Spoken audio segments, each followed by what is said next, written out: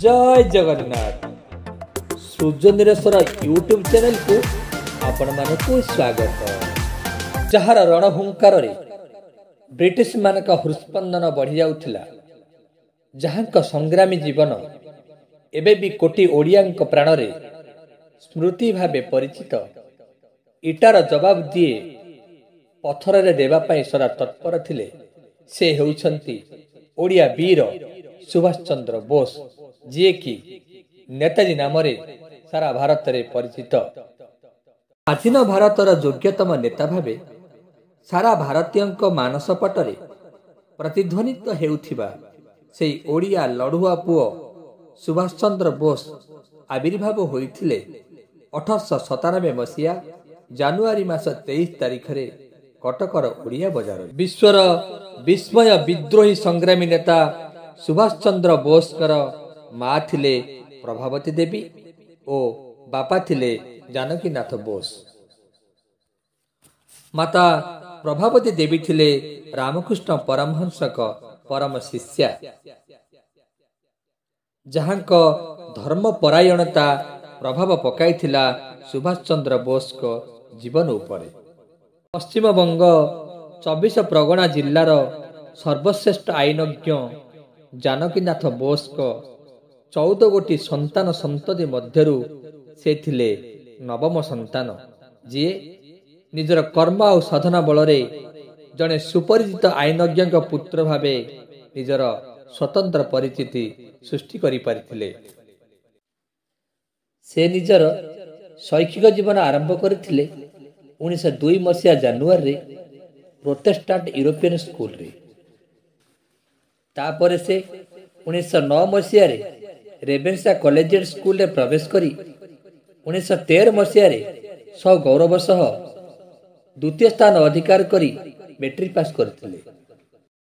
तापर से कलिकतार presidency college और स्कॉटिश चर्च कॉलेज रे नाम लेखाई 1918 मसीहा सगौरव रे दर्शन शास्त्र सम्मान रे पास करी उच्च शिक्षा पाई पाद देइथिले लंडन सहर रे।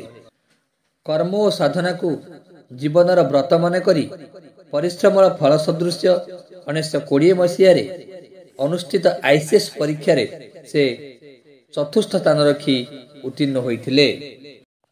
किंतु 1921 मसीहा से लंडन रे आईसीएस ट्रेनिंग नेउथिबा बेले भारत रे घटिथिबा जालियानावाला बाग हत्याकांड रे क्षोभ प्रकाश करी से आईसीएस ट्रेनिंग को अधारु छाड़ी भारत चली आसथिले।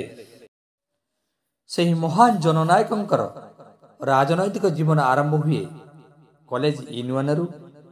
दक्ष संगठकर परिचय मिले कॉलेज हॉस्टेल रु। आउ जने श्रेष्ठ जननायकंकर निदर्शन मिले पौर निर्वाचन रु। तांकर प्रिय प्रधान शिक्षक थिले बेणीमाधव दास आउ राजनैतिक गुरु थिले चित्तरंजन दास। स्वराज दल में सामिल होई से 1919 मसीहा आपणे थिले बंदी जीवन। आउ 1923 मसीहा साजिथिले संपादक बंगला प्रादेशिक कांग्रेस कमिटीर।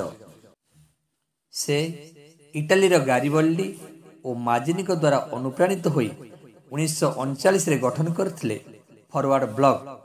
आउ 1941 जापान रे भारतीय स्वाधीनता लीग गठन करी कहिथिले तुमे मते रक्त दियो मु तुमको स्वाधीनता देबी।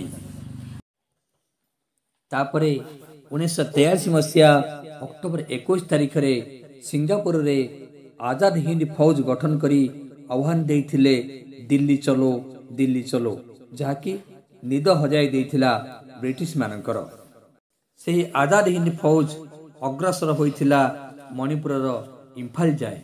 किंतु 1945 मसीहा अगस्त 18 तारिख रे गोटे विमान रे बसी से रूस यात्रा करथिबा समय रे विमानटी दुर्घटनार शिकार होइथिला, जहाकू नेताजींकर मृत्यु बोली स्वीकार करा जाए। किंतु वास्तव में से महान जननायक सुभाष चंद्र बोसकर मृत्यु एबे भी रहस्य घेर रे। परिशेष एतिकी कुहा जाई पारे, हे नेताजी मने पड़े तुमर से कथा, ତୁମର ସଂଗ୍ରାମ ଆଗେ ଆମ ନଇଁ ଯାଏ ମଥା। ଭିଡ଼ିଓଟି ଭଲ ଲାଗିଲେ ଲାଇକ୍ କରନ୍ତୁ, ସେୟାର କରନ୍ତୁ ଏବଂ ଏହି ଚ୍ୟାନେଲଟିକୁ ସବସ୍କ୍ରାଇବ୍ କରନ୍ତୁ।